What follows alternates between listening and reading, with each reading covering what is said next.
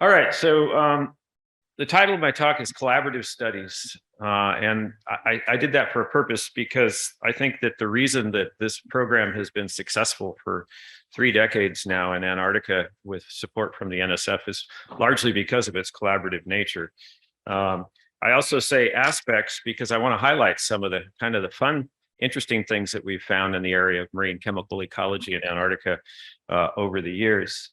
So here's the collaboration. I started the chemical ecology program as an invertebrate zoologist, went to McMurdo Station and discovered quickly I needed a chemist if I'm going to really do chemical ecology, because there really aren't any people who do marine chemical ecology individually. You really have to have somebody with the expertise in chemistry and also somebody with the expertise in ecology.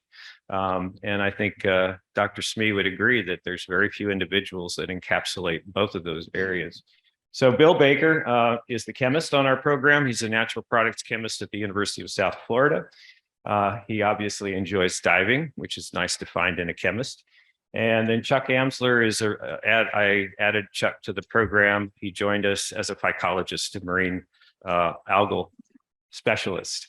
So when the program began back in the 80s, there was this sort of, I don't know if I'd use the word paradigm, but there was a proposal that there was this relationship between the incidence of chemical defenses in marine organisms and latitudes, such that you would find lots of chemical defenses in tropical latitudes where there's a ton of fish driving the evolution of these chemical defenses. And without really going and looking, the idea was that in Antarctica, they knew there were very few grazing fish on things like macroinvertebrates. So you would expect that the incidence of chemical defenses might be quite low there. So that was sort of the backdrop. So we set up this program to look at the latitudinal gradient proposal for chemical defenses, and then primarily looked at secondary metabolites, these small compounds that are not involved in primary metabolism, things like glycolysis, but rather are compounds that may be precursors of other compounds. They might be evolutionary dead ends, but a lot of them seem to have roles as feeding deterrents, antifoulants, or allelochemicals, in the sense that they may initiate positive or negative effects between organisms. And some of the stuff that Lee Smee is doing would be a great example of that. And then I'm going to spend a little time at the end of my talk talking about some of the drug discovery work that we've been doing, which, as you know, when you look for funding from NSF, one of the areas they look for is broader impacts. And this has been a very nice connection for us to that world. So as I said, secondary metabolites are naturally produced compounds that have no known role in the internal economy of the producing organism. There's a variety of different classes of them. Don't worry about the chemistry, just think of how beautiful those chemical structures are. Lots of different things to look at. So where have we been working? 2 places primarily over this period of time. We started at McMurdo Station from the mid-80s to the mid-90s, which is located below New Zealand. And you would fly from New Zealand down to McMurdo Station. The other place that we've been working is what we call the banana belt of Antarctica, up on the Antarctic Peninsula, which is below South America. Unfortunately, you cannot fly into the station, but rather you board a ship and you spend 4 days crossing the Drake Passage, which is always exciting, particularly because the NSF purchased ship listed 30 degrees brand new when they purchased it, and they had to pour cement in one side to bring it upright, and then it was too low to operate at docks, so they had to float it up by welding air bladders to the sides of the hull, and it goes through the water like a cork screw. So it is quite the trip. So McMurdo Station was a great place to work. Generally, when we were there in October, November, December, the sea is covered with 8 feet thick ice. So we're diving under ice. The station is the largest of the Antarctic stations on the continent, about 1,000 Americans during the summer and about 200 during the winter. Kind of looks like an old mining town, but there's a beautiful science lab called the Curry Lab, which has state-of-the-art facilities. So here we are at McMurdo, starting our chemical ecology program, and we quickly learned that we could set up these dive huts on the ice right in front of the station. But the problem was that there was certainly a nice selection of different marine invertebrates for our work, but many of them didn't necessarily occur right in front of the station. So we would helicopter out to different sites and we would use dynamite to blow the sea ice, and then we would establish a dive hole and collect in places afar. Scientific diving was a huge boon for Antarctic marine biology. It wasn't really possible, although it was pioneered in wetsuits. If you can imagine going into water minus 1.8 degrees centigrade in a wetsuit. But dry suits really made a huge difference. And there's a lot of redundancy in the dive equipment, as you might imagine, for safety reasons. And we all have to go through fairly significant training before they let you dive in Antarctica. The idea of a dry suit, as you know, is you capture air in the suit that provides insulation with your underwear. And of course, the downside of that is you're a cork and you have to wear, 30 or 40 pounds of weight to get down. Once you get underwater, if you're lucky, you have a world famous photographer named Norbert Wu, who comes down and spends a week with your group. Actually, I should say a month. And Norb gave us a collection of 1,000 of his underwater photographs to use for things like this in the future. And he was in National Geographic and had wonderful contributions. So diving here can be quite spectacular with up to 500 to 1,000 feet of visibility underwater at times. There's all sorts of logistics of diving. If you're interested, I can talk to you more about that after the talk. The other location, of course, is McMurdo Station. And here, when you do get close to the continent and the peninsula, you begin to see icebergs. And then Mont Francaise in the distance here, and the station is just around the corner. And here has been home away from home for the last 20 years. My group is down there as we speak. Chuck Amsler and Maggie and several doctoral students are working at the station. Great place to work, very marine biology focused. We're diving in loose ice, but more often in open water out of zodiacs. And this works really well for our collecting. So the one thing that we do have that's a hazard in the water at McMurdo Station in particular, although this can also be an issue at McMurdo, are leopard seals. And we take this very seriously. We actually have a leopard seal recall device that if a leopard seal shows up during a dive, we drop in the water and alert the divers that there's a leopard seal at the site. And they come together back to back and wait for a moment when the seals moved off to come up to the boat, and we pull them in, kind of ignoring all the slow things that might happen, and move to another area. So this is a pretty good way to go. We don't dive with these guys because they can be quite dangerous. So you do have to swim at your own risk in this area. All right, so let's start looking at chemical ecology. So one of the things that distinguishes McMurdo Station and the peninsula from McMurdo Station and the continent proper is the fact that it's far enough north that there's enough light. The water is super saturated with nutrients. There's a very high nitrogen content in the water, but it is a light limited system. But once you get on the Antarctic Peninsula at McMurdo Station, there's over 150 species of seaweeds, browns, reds, and greens. So it's a very diverse environment. You essentially asking the question with both the seaweeds and the animals, are the Antarctic macroalgae palatable to sympatric animals? And amongst these seaweeds, if they're not palatable, why aren't they? Is it chemistry? So as far as offering things to the different bioassay organisms, we start with just a piece of tissue. If it's a sponge, for example, or a thallus, a piece of thallus, if it's a macroalgae, and we ask whether it's consumed, and then we have controls as well, of course. So here's the organisms that we typically use in our bioassays. We've used the sea star Odontaster validus. In many cases, there's a bullhead fish that we've used, which is an omnivore. It feeds on both macroalgae and macroinvertebrates. And then an omnivorous amphipod, Gondogenea antarctica. So these are the organisms that we offer fresh tissue or thalli to. And then if they reject them, what we do is we extract the organism, the alga or the macroinvertebrate.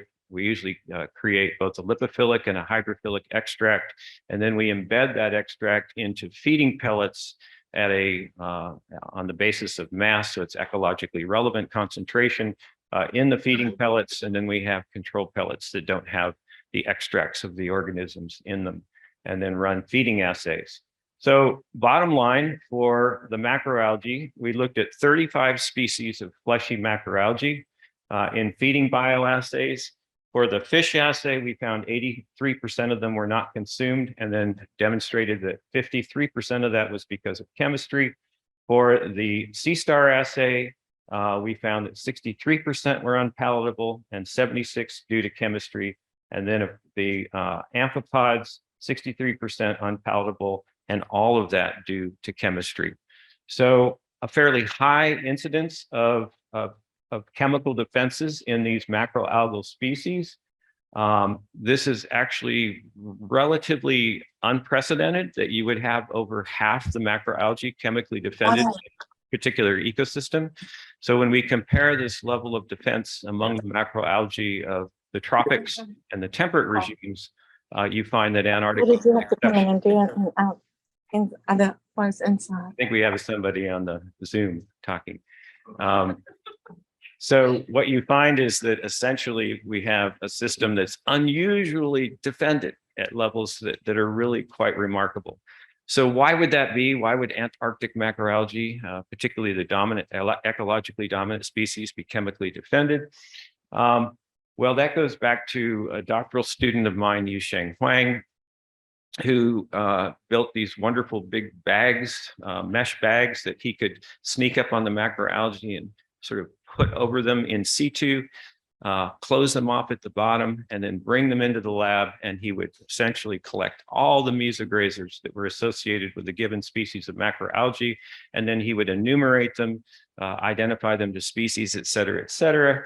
But what was so amazing that is if you look at a couple of browns, Desmarestia anceps and Desmarestia menzesii, you're looking at dominant brown algae that are absolutely swimming in amphipods. I mean, the latter having over 300,000 amphipods per square meter. So this essentially is like we were sitting in this room right now and I couldn't see you because the mosquitoes were so thick. So the interesting thing is that the amphipods are not eating the macroalgae because they're largely chemically defended. So what are they eating? And this is really quite unusual as well. And that is that there are endophytes, there are filamentous endophytes that live inside of the macroalgae. And one of our doctoral students, Craig Amack, did a neat mesocosm experiment where he excluded the amphipods and grew the macroalgae for a period of weeks. And what he discovered is that these macroalgae will sprout filaments to the point where they're essentially probably going to not have enough light to photosynthesize properly. So you're looking at essentially a fouling scenario that could be fatal. So what's happening is that the amphipods absolutely love these filamentous endophytes, and they graze down the filaments. And this seems to be their source of nutrition in addition to some diatoms. Now, we did run into an interesting anecdote or paradox, and that is there's one red alga that is particularly nasty. Nobody feeds on this alga. It is loaded with chemical defenses. But there is one exception, and that is there's a large amphipod called Paradexamine piscicata that eats it exclusively. So what in the world is going on here? Well, if you do some feeding assays and you offer this particular alga, consumption of this particular alga to the group of different amphipods, you can see that the feeding rate of paradexamine on this red alga is particularly high. It really likes it. Well, this is interesting because if you maintain the amphipod on a strict diet of this Plocamium species that's toxic, and compare it with a diet of Palmaria, which has no chemical defenses, something interesting happens. And that is, not only do you find that the chemistry that was in the red alga is now in the amphipod, but that if you offer the amphipods to the bullhead nodothens, they don't like them anymore. So the amphipod is sequestering the defensive chemistry from the plocamium in its own tissues in order to defend itself against fish predators, which we think is the first example in the marine realm of this type of relation. It certainly has happened in terrestrial systems. So you have the amphipod paradexamine doing epiphyte control, as all the amphipods essentially are involved in doing. That's a plus for the macrophyte. Okay, so they get a nice deal out of that. And then the macrophytes offer a refuge from predation by providing the chemistry, the defensive chemistry that's sequestered by the amphipod. And there's additional studies that show with other species that the defended algae are also a refuge from fish predators in general. So for the Antarctic macroalgal communities, the sort of take-home word would be mutualisms. So in contrast to the tropics and the temperate areas, you have a very high level of chemical defense, even higher in the Antarctic. They seem to be associated perhaps mostly with preventing grazing by amphipods. And the amphipods are defended, are not eating the algae because they're chemically defended. And then, of course, the macroalgae gain the benefit of amphipods cleaning off the filamentous endophytes. And then you have amphipods that associate with chemically defended algae to gain a chemical refuge. And this work has been done by a postdoc of ours, Jill Zamso. Didn't show you the data, but she found very clearly that amphipods prefer to associate it with the chemically defended species of algae, perhaps a refuge from fish predation. A similar thing was demonstrated also in the temperate areas, I believe, by Mark Hay. All right, so let's turn to what was the original target of our chemical ecology research, because there were very few macrophytes at McMurdo, and that's sponges.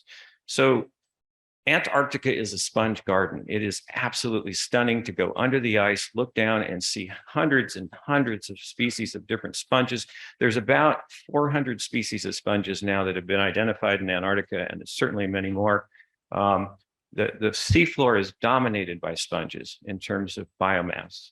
And there are also, it's interesting because there are calcareous sponges, they're glass sponges, things that you would normally see in the deep sea come all the way up to the shallows in Antarctica because there's no thermal gradient. And so you can actually put in your proposal that you're doing deep sea biology, diving to 100 feet, which is really kind of cool. So what's going on with the sponges and chemical ecology and chemical defenses? This became evident to me very early on when I was working as a postdoc diving in McMurdo. Sure, you don't have schools of fish grazing on sponges and things like this in Antarctica, but everywhere you looked, there were sea stars feeding on sponges. And of course, you all know that sea stars have extra oral feeding. They can extrude the cardiac stomach out the mouth and lay it against a sponge and feed on it. And you could flip these sea stars over and they're feeding on the sponges. And Paul Dayton from Scripps did a very nice study of this back in the 70s. So we looked at 33 species of Antarctic sponges. We tested them in feeding assays. We used sea stars for the feeding bioassay because, of course, that's the target predators. And 66% of them were unpalatable, and 60% of this was due to chemistry. So there was, not surprisingly, a fairly high incidence of chemical defenses in Antarctic sponges. It's not anything unusual compared to the temperate or the tropical regions. And then we did find some interesting stories with particular sponges. One of them that really struck us is that we do know that there are spongivorous amphipods in this ecosystem, and Isodictia arenacea, the polychaete sponge, produced a compound that really was intriguing because the compound itself looked a lot like this arabucinone that we named, was essentially very similar in its chemical structure to a known crustacean molt inhibitor. And so we did some preliminary experiments that showed that if you put them on a diet of this, put amphipods on the diet of this, their molting was not normal. They actually accelerated their molting somewhat. So more work needs to be done, but this could be a terrestrial analog in the sense that insects can have their molt cycles inhibited or accelerated or somehow short-wired by chemicals produced by their plant foods. And maybe this is an example of something like this that's going on with an Antarctic sponge. The other thing that struck us is that there are sponges in Antarctica that are brightly colored. Not a lot of them, but they are there. And if you think about your old classic view of bright color being a warning coloration, being what we know as aposematic coloration, we thought, could there be something going on that is sort of elusive that would select for these colored sponges? We couldn't really think of anything, except we finally decided that one thing that unified the colored sponges was that the pigment that provided the color was in fact the chemical defense that prevented predation by sea stars. So this meant that in these 4 sponges, Kirkpatrickea, the red sponge, Latroculia, the green sponge, dendrilla, the cactus, and then the polychaete sponge, it was the pigment, the variolins, the china, whatever these different compounds were that were bioactive in the predator assays that were providing the color. Now, if you think about it, there really is no means for aposematic selection in this ecosystem because there are no visual predators of sponges, as you would find in the tropics. In the tropics, you have turtles that are feeding on sponges, as you know, hawksbill turtles. You have a number of different kinds of fish predators that are visual predators. In Antarctica, there's none of this. No sea stars don't look at things, amphipods not so much. So what could be going on, perhaps, is that you have a very ancient Antarctic ecosystem that separated from South America about 35 million years ago, followed by the onset of the Antarctic circumpolar current that isolated Antarctica and moved it away from its former temperate, sort of subtropical environment. And you might be moving to a system where the coloration, the colored sponges, the pigments in those were retained because they were effective against sea star predators. So even though you don't have the visual predators that may have ultimately been responsible for their evolution originally. So that's kind of an interesting twist. So in terms of sponge chemical ecology, the incidence is not anything to jump up and down about in terms of the latitudinal hypothesis. It seems like it's relatively similar to temperate and tropical systems. The predation vector doesn't come from fish, it comes from sea stars. It certainly could drive defenses in that sense. And then there's some unique attributes, such as these 2 examples that I've just cited. All right, so I just want to touch on a few more interesting stories related to chemical defense or not. This is my favorite Antarctic soft coral. It stands about 1 meter tall. It's called Gersemia antarctica. Gersemia antarctica has compounds in it that are antiphallants against benthic diatoms. This work was done by a doctoral student of mine that's a professor at Ole Miss now, Mark Slattery. And he did some really neat work. But the thing that'll, I think, will absolutely amaze you that's really not related to chemical ecology is that Mark had this brilliant idea of putting a time-lapse camera on this animal. And the reason he wanted to put a time-lapse camera on Gersemia is because in Antarctica, you have a very limited period of time of the year when there's plankton in the water column to consume. So many, many weeks of the year, essentially, the reason you can see 500 to 1,000 feet underwater is because there's no zooplankton, there's no phytoplankton. So how is a organism like Gersemia making its living if it's only got plankton for a short period of time of the year? So he stuck the camera on to see if he could figure anything out. What happened was that Gersemia, this meter-tall colony, laid down onto the substrate and rolled 360 degrees against the substrate, pushing its polyps into the substrate and feeding on, you could actually see sediment particles and various organic particles, foraminifera, things like that that were being picked up by polyps. And then the most amazing thing was the entire colony, after rotating 360 degrees against the substrate, stood up and moved on its base to a new location and repeated this. So this would be like watching the oak tree in your front yard uproot itself, move down the street and plant itself in the neighbor's yard. I mean, this was so foreign because soft corals don't move, and much less do they get down and do this kind of behavior. So this was really quite remarkable. Antarctica has a lot of secrets. Antarctic nudibranchs are, of course, not surprisingly, well defended in Antarctica by chemistry, just as they are all over the world. We found that they're generally defended with terpenoid compounds as they are in temperate and tropical latitudes. We did find one exception, and that was Tritoniella belli, that produces an alcohol compound, chymal alcohol, that was the deterrent. But generally, it's essentially a temperate tropical story. The Nemertian worm, Parvulasia corrugatus. Now, this is somewhat of an Antarctic story in the sense that you may know that gigantism among macroinvertebrates in Antarctica is quite pronounced. You can find things get a lot bigger here than you would expect. The classic example are the sea spiders that are the size of a dinner plate in Antarctica and would be the size of your little fingernail on the coast of Alabama. So there's very, the theories about why this is are many. Amy Moran at the University of Hawaii has worked on this quite a bit and ties it back to sort of a respiration metabolism argument. But anyway, Parvulasia is about 3 meters long, if you can imagine a worm that long. It's covered with mucus. We didn't like to collect them because they would scar the dry suit material, because the mucus has a pH that's about 2. So is the mucus itself the defense? Well, there's some argument that acid is, it doesn't really work well as a chemical defense underwater because it would be neutral. You know, there's arguments about that, so we don't really know.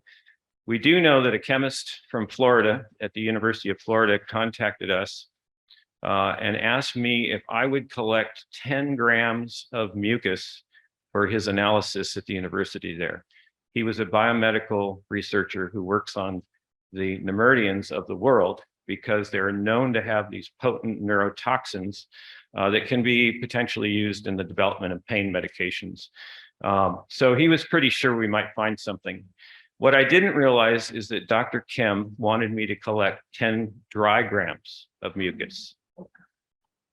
So I spent 2 months milking these giant worms and discovering that when you fill an entire beaker and put it on a rotovap and freeze dry it, you get about 1/10 of a gram.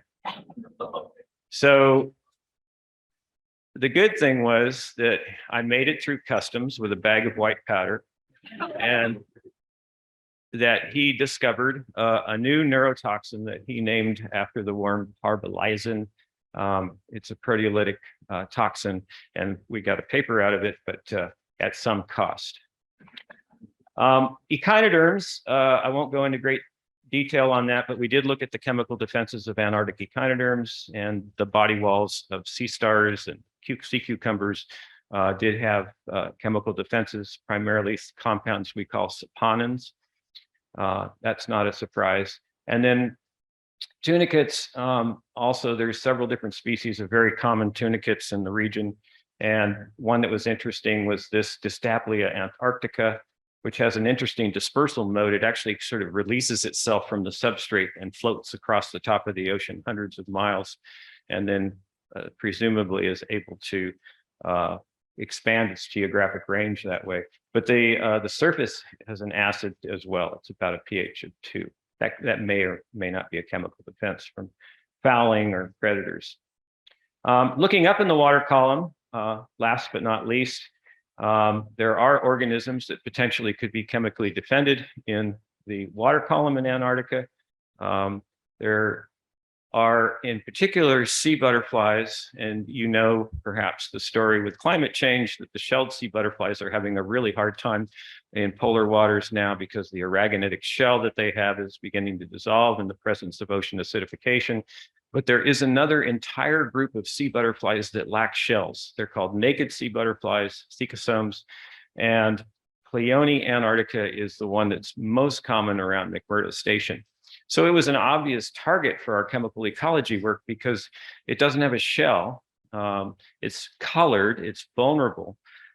So we collected them and we just made up a crude homogenate of the tissues, put it in a feeding pellet, and the common fish that's up under the ice that could be a potential predator of this organism didn't like the homogenate. And then as the chemists in the group did HPLC and essentially took a lipophilic extract and isolated 5 different compounds from that and then tested them in bioassays. And we found a compound that we named after the word pteropod, pteranone, which was the fish deterrent. So perhaps no surprise that they're chemically defended from this fish.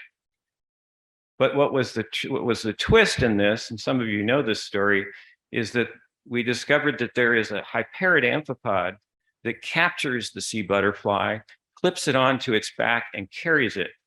And what they do essentially is they'll swim up to a sea butterfly, grab it at the base, and if it's the proper size, sometimes they grab something that's too big and they end up getting drug away. If they get the right size, they flip it over using their 4th and 5th sets of pereiopods, and they clip the sea butterfly alive onto their back, and then they can swim around with this thing. So why would they go to all the trouble? Of course, the experiment is that you offer Pagathenia a control piece of fish tissue, and then you take the hyperid amphipod and you offer Pagathenia the amphipod, which they love to eat. And then what you find is that if you offer the sea butterfly to Pagathenia, they'll spit it out. And then they'll also spit out the hyperid amphipod when it's carrying a chemically defended guest. So this is one species abducting another for its own chemical defense. Kind of an interesting twist, but I think in the bigger picture, it exemplifies that when you look at these models of trophic models of who's eating who in these different boxes and how energy and things are moving back and forth, they're kind of oversimplified because I think chemistry, these kinds of chemical interactions are going to turn out to be more important than we realize. And there's lots of stuff to be done in the chemical ecology of plankton, for example. All right, so let me finish up by turning away from ecology and just giving you a brief overview of some of the drug discovery work that we've done using our chemical ecology research as a platform to provide the funding necessary to do this. Not a lot of funding, but some. And it helps to have a drug discovery chemist on the program as one of the PIs, and that's Bill Baker, and he's well connected in this world. So chemical diversity, of course, we know is what drives these drug discovery programs, and you're familiar with pharmaceuticals. You might be familiar with nutraceuticals, chemicals from foods, agrochemicals, antiphthalates, cosmetics, flavoring, perfumes, coating, et cetera, et cetera. This is all sort of the world of chemical diversity. You've got 2 distinct modes of chemical diversity, different sort of worlds, if you will. One is man-made. Some examples would be medicinal chemistry, where you have these structure-activity relationships being explored, total synthesis of chemicals in the laboratory, combinatorial chemistry. These are all man-made. And then on the other side of the picture, you've got what we call natural products from plants and animals and microbes. So you're familiar with some of these natural products, for example, penicillin, aspirin, Taxol, which was a chemical very important in breast cancer work for a while. It was actually marketed, I don't know if it still is, for treatment of breast cancer from the yew tree. And then there's things that you're familiar with that have different odors, pine and rose and all these kinds of things, vanilla. These also are natural products. So if you look at where natural products have become drugs, largely they're coming from terrestrial places. There are 150,000 known natural products, greater than 60% of them are derivatives. And 10,000, less than 10,000 of these is what I mean to say, are from the marine realm. So when you open your medicine cabinet at home, largely those things come from plant sources, not marine sources. And that's probably not because there's more in the terrestrial ecosystems, just that we haven't looked. And yet the oceans cover 70% of the earth. And this is where life evolved. So you'd expect that oceans would be sort of the next frontier of marine natural products. If you look at marine natural products from oceans, greater than 95% of them come from tropical and temperate regions, and only 5% or less from polar regions. And again, I don't think this is because they aren't there. It's just we haven't looked in these places. Our drug discovery program has a variety of different of entities that facilitate. There's a number of different centers at the University of South Florida that do testing of these natural products. Our department at UAB is involved more on the ecology side, but all of these things work together to help with screening and finding potential avenues of drug discovery. One I wanted to mention in particular is the ESCAPE program at the University of South Florida's Department of Chemistry. And this is a program that screens compounds against the common bacterial pathogens that you find in hospitals. So this is, and I want to point out that one of them is Staphylococcus aureus, MRSA, is something that I'll mention in just a minute. So what have we found in Antarctica? I've just chosen a few examples. One is from an alga. It's a protein that's active against viruses. It's active against the H1N1 flu virus, and it gets in the way of viruses attaching to cells, and has some potential for a flu drug. This is the richest source of potential drugs organism that we've come across so far. It's a sponge called the cactus sponge, Dendrilla membranosa. Dendrilla membranosa has membranolides, compounds that are active against leishmania, which is caused by an amoeboid parasite transmitted by sandflies. It's mostly a third world issue, but it is a disease that needs drugs. Another compound are the membranolides called aplis-sulfurins, which have activity from dendrilla against inflammation, which is a marker for cancer. And most importantly, what really got a lot of attention is this compound. We named darwinolide after a group of compounds that have the word Darwin in them. We didn't coin Darwin's name per se for this compound, but this was exciting because it had activity against MRSA that occurs in the biofilm form. And you know MRSA, this is, you go to the hospital, you get an infection, they can't get you cleared of it. If you, I talk to surgeons now that are commonly doing surgeries where they'll put in an artificial knee, you'll get a biofilm, this layer of mucus and polysaccharides and proteins growing on the surface of the implant. They get MRSA underneath it, they can't clear it, so they have to take out the implant knee and do a second surgery after they clear the patient of the infection. And so this was a big deal because this was the first chemical ever known to get under the biofilm and have activity against the MRSA. Maybe not that it's a drug itself, but it might provide insights into the mechanism of action of something getting under the biofilm and having activity. So this got a lot of attention, gave a lot of lectures, and I think there were 5,000 downloads of the paper in the first couple of weeks or something. It was, we don't know where it's going, but hopefully it will go somewhere. And then I'll end on this note, talking about sonoika mederium, which is a very common tunicate in front of the lab where we work. And when you dive, you see, areas of the seafloor just coated with these sort of orange-sized balls. And these are colonies of this sonoika mederium. It turns out that sonoicum has a compound in it that we named palmarolide A, which is active, a bioactive compound. It's a cytotoxic macrolide. And what was so cool is that we sent it to the National Cancer Institute to be screened against a number of different human cancer cell lines, prostate, you name it, all the different types of cancers. And they called us up and said, we're really excited about this compound because it's only active against one type of cancer. It's very potent, and those are the kinds of things that we look for in a potential drug. Can we work on your chemical? And when the NCI asks you if they can work on your chemical, you say yes, and they did.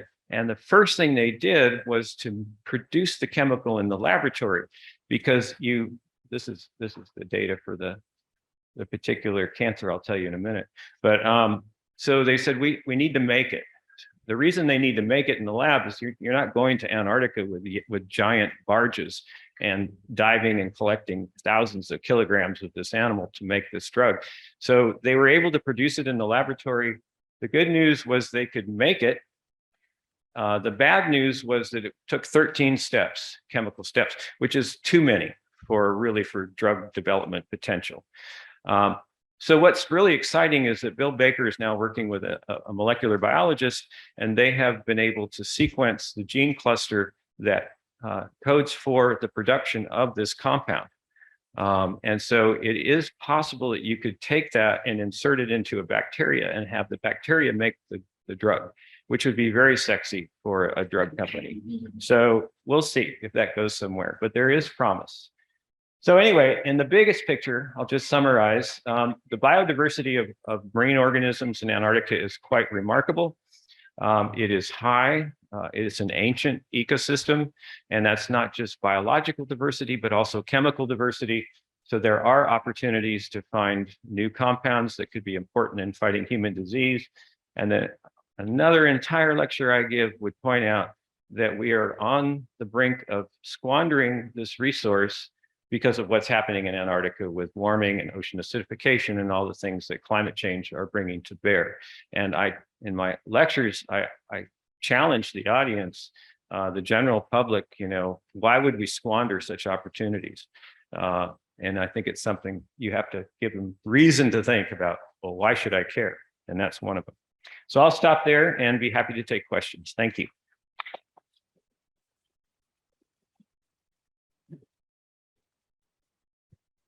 And I just wanted to end with all the different students that have been involved in this work. So it's very much a collaborative effort and NSF support.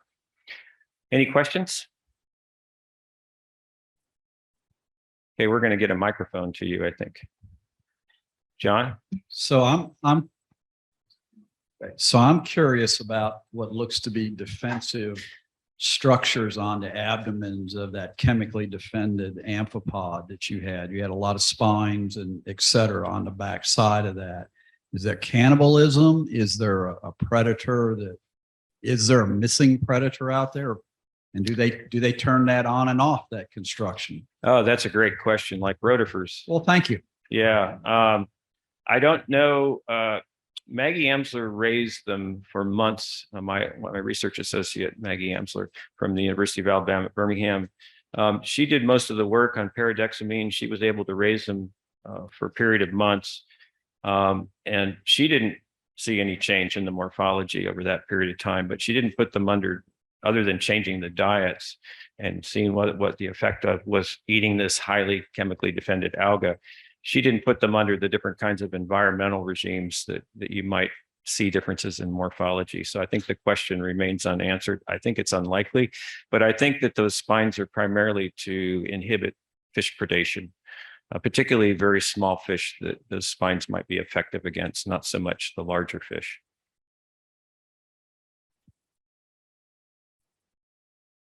The one amphipod you had that ate, I believe it was the sponge that had the Erebussinone? yes. Mm-hmm. Did you look into the mechanism of the amphipod actually incorporating the toxins into its system? So now you're talking about the paradexamine eating the red alga that's chemically defended. No, we didn't. As far as we took that chemical analysis was whether they were deterred from being eaten by the fish. The chemicals had that effect. We discussed trying to figure out where this chemistry was being sequestered in the amphipod and whether it was in the exoskeleton but we never got to the point where we were able to really test that. That would be great to know. How do you deal with toxic chemicals in your own physiology? Yeah. Ruth? On that same crafty little critter, because I think you said that was the only sort of known situation where that happens, but it made me think about the nudibranchs that eat cnidarians and sequester the nidade. Right. Is that also considered a different mechanism because they're sequestering the entire structure as opposed to just the chemical? Yeah, that's interesting, Ruth.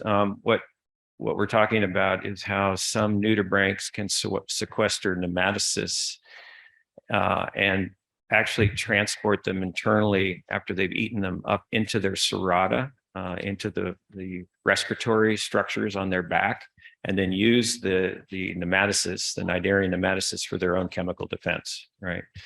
So in that sense, I think that the issue there is that the nematocysts aren't firing while they're going through the internal structures of the nudibranch somehow, which is an interesting question in itself.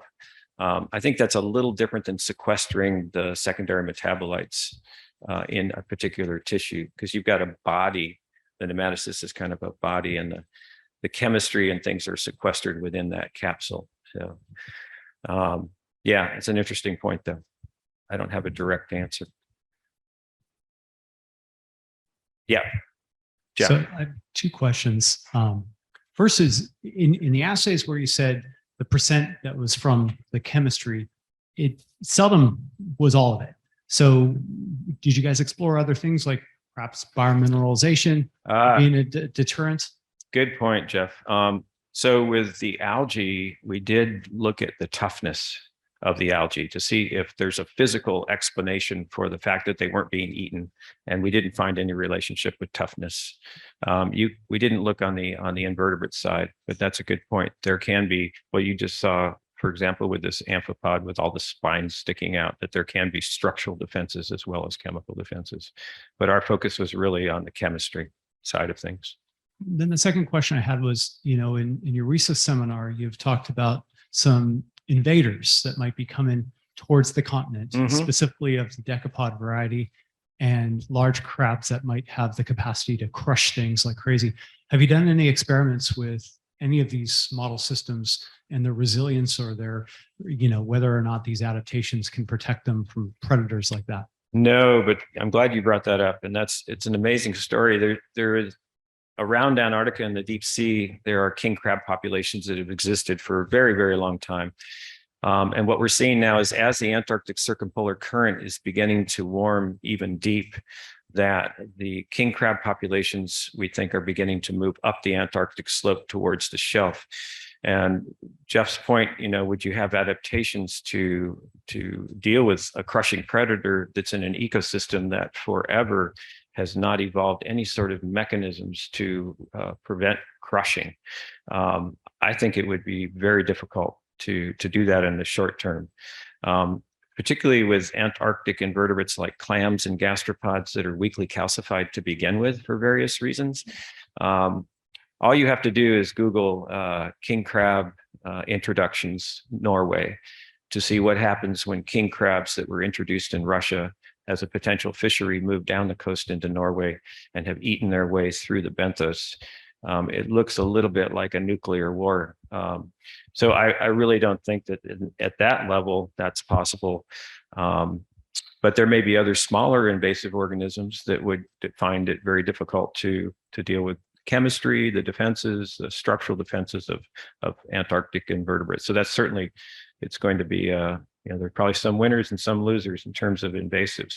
But this is something we're going to watch very closely, and I think we'll be hearing about, are things that are moving into polar waters that haven't been there before, and what the impacts of that is going to be.